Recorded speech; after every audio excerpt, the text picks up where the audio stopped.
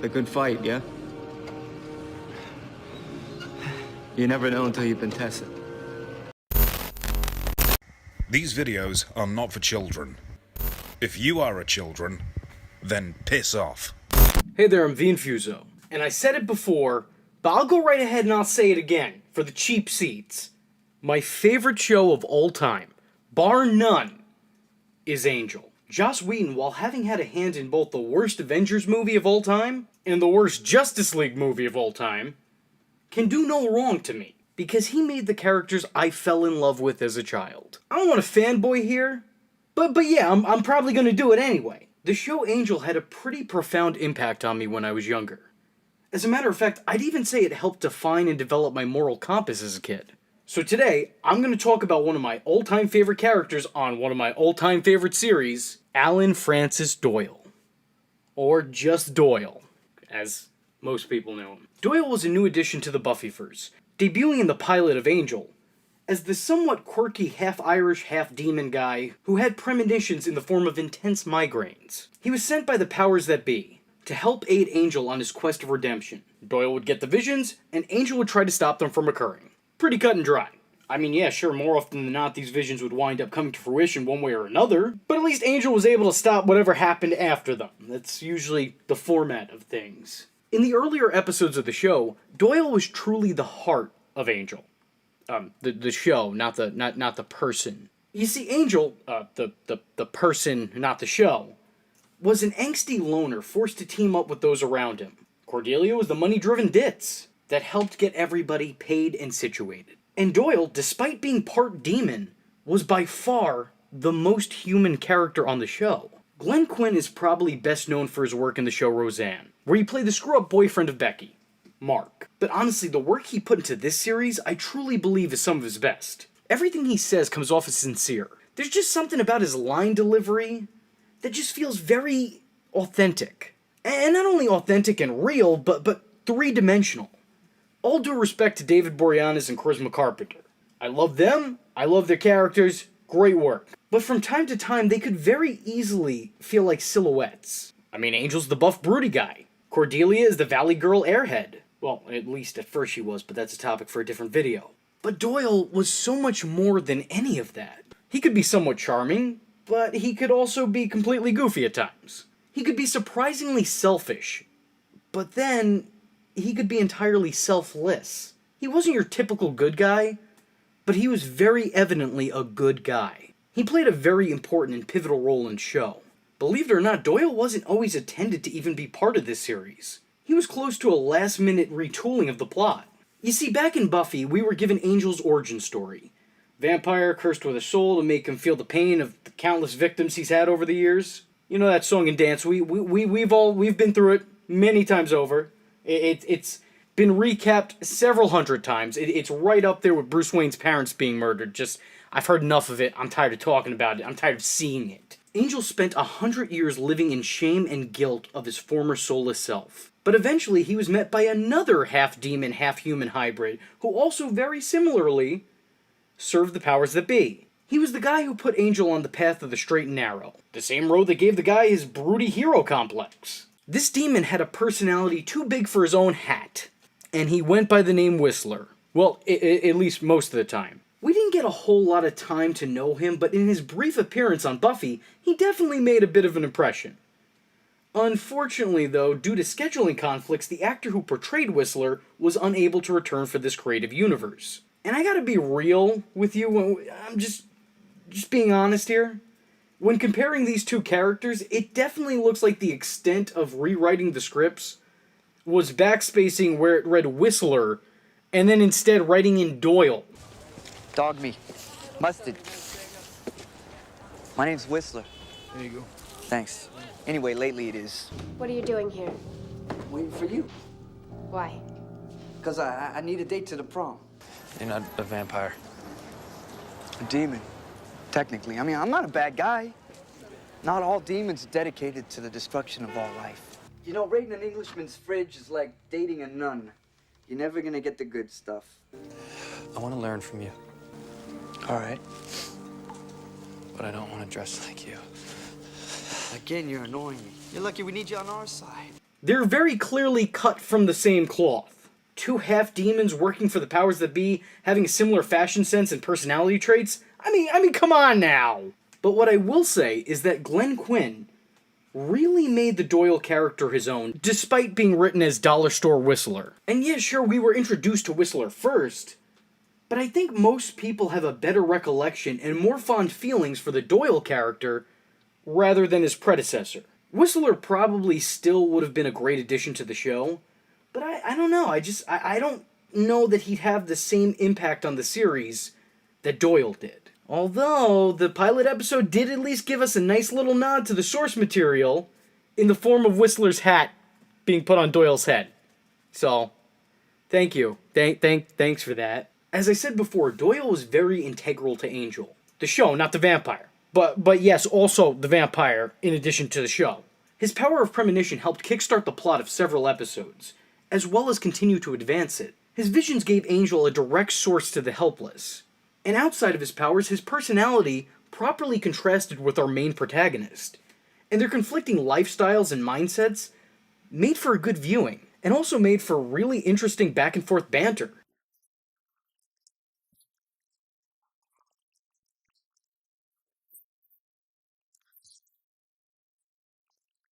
The only money in my family is underneath the couch cushions.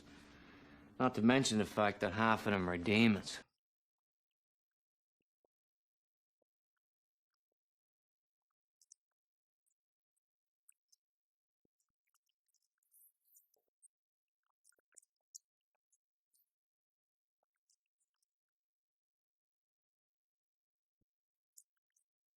Would it kill him to put on some tights and a cape and garner us a little free publicity?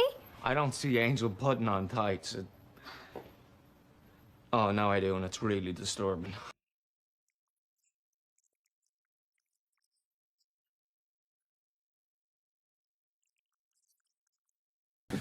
All right, one of us has been drinking, and I'm sad to say it isn't me.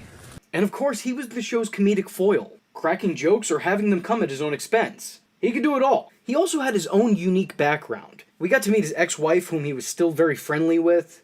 We got to learn that despite his naturally upbeat nature, he actually suffered from a tragic past, trying to live his life passing as a full-blown human, and not helping his fellow demon. But by doing so, he inadvertently led to their violent deaths in a massacre brought on by Nazi demons. And I'm not kidding.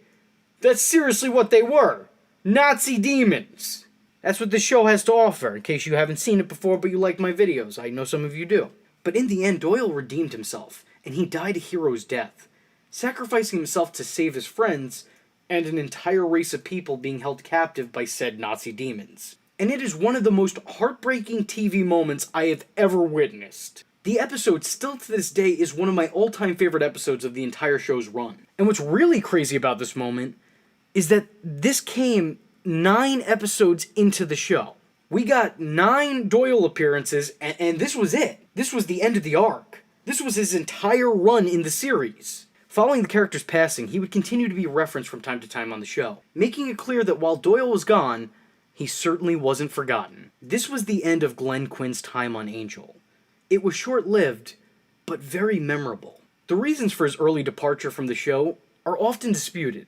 Some claim that this was always the plan. And, you know what, maybe there's some merit to that. Because everyone knows that Joss Whedon had a fetish for killing off lead characters. He just loved it. Couldn't get enough of that shit. He originally intended Jesse, who appeared in all of 1 or 2 episodes of Buffy the Vampire Slayer, to be in the main credits before being killed off.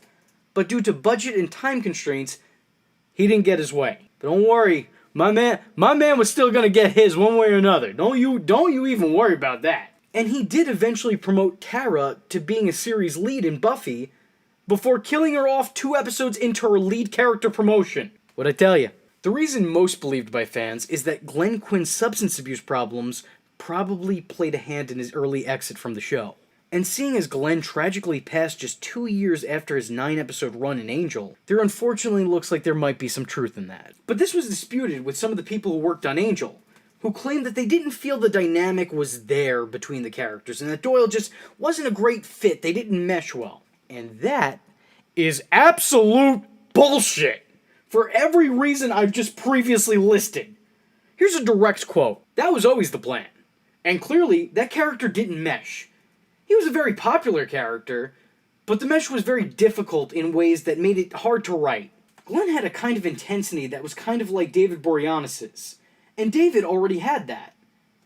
It could have gone a different way, but that was the plan we had, and we decided to execute it. Glenn Quinn knew that it was an issue, and he learned pretty early on. I said this is what we're going to do, and I promised him a hero's exit. And I refer you to my previous line of that being absolute bullshit. I mean, first off, the entire statement is contradictory. Oh, the character didn't mesh well, but he was also really popular. So how does that happen? You can't have it both ways. If he's popular, it's fine. What do you mean he didn't mesh well? And then on top of that, you're saying, oh yeah, the plan was always to just kill him off. We always planned to kill him off, but because he didn't mesh well. If the plan was always to kill him off, then what does him meshing well with the series have to do with anything? Like I said, absolute bullshit. Doyle, despite his short tenure, is still a series favorite. In his short time on the show, we saw him transform from sidekick to hero. He left a lasting impression on Angel viewers and had a profound impact on the series as a whole. And even if you've never seen an episode of the show, just watching the episode Hero is enough to give you some real feels. Doyle was beloved by fans, and Glenn was loved by his coworkers and castmates. So this whole they didn't mesh well is a lame way of trying to cover your tracks and rewrite history.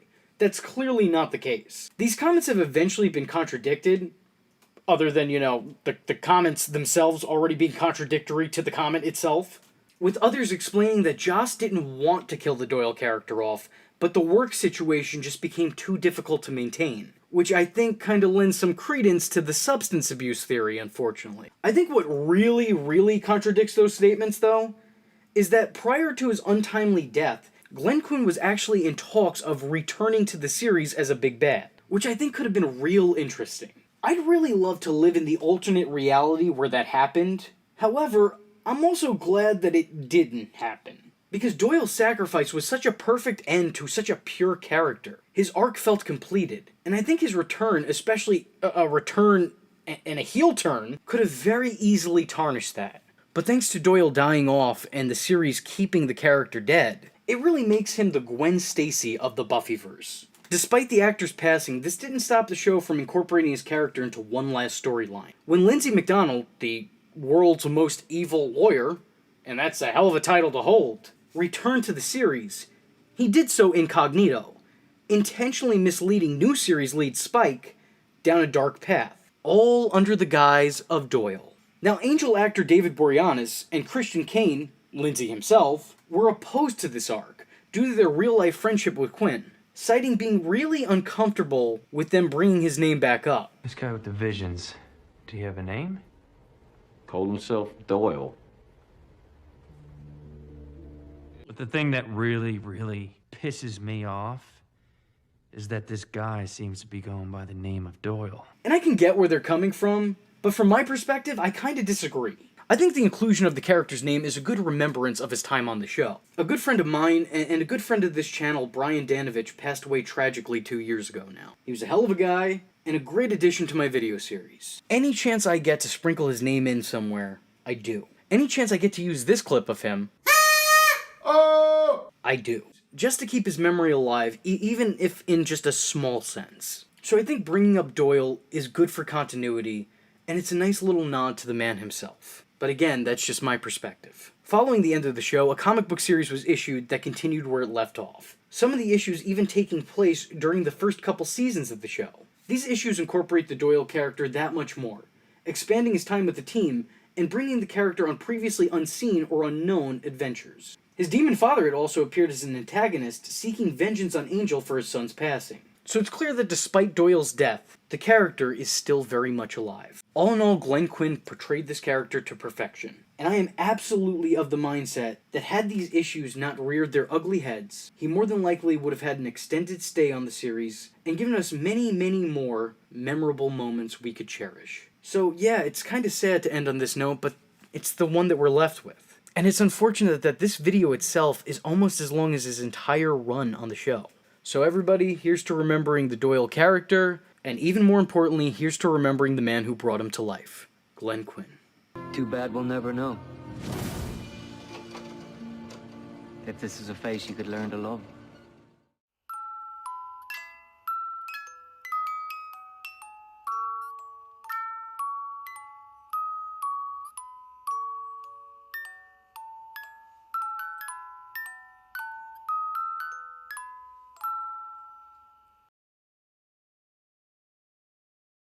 I am vengeance. I am the night, and that was V Infuso. Just remember, if you're not tuning in, then you're missing out. So, if you like the words that came out of his mouth hole, and you too would like to become a V-generate, don't forget to like and subscribe. Thanks for watching, nerds! And if you're not joining the fun, you're in for one bad day. And you know what they say about having one bad day?